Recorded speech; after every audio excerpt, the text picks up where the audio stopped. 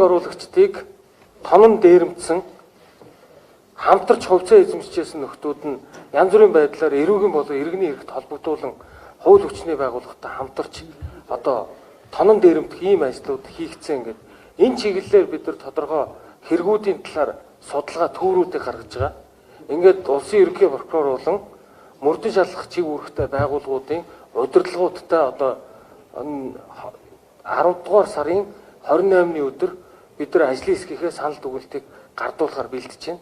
За мөн хэвлэл мэдээллийн байгууллагуудад бид нар 2012 оноос 2022 оны хооронд гадаадын хөрөнгө оруулалттай аж ахуй нэгжүүд хэрхэн хохирсон, энэ хэрэгт хэн холбогдсон, ямар прокурор хяналт тавьж ажилласан, хэрхэн хэрэг нь хаагдсан, хэрхэн одоо мөрдөн шалгах ажиллагааны явцад хэрэг нь дарагдсан гэх мэт мэдээллүүдийг та бүхэнд олон нийтийн хэвлэл мэдээллийн хэрэгслэр дэлгэрэнгүй хүргэе гэдэг ийм төлөвлөгөөтэй ажиллаж байна. Энэ дээр их олон зүйлүүд гарч ирнэ.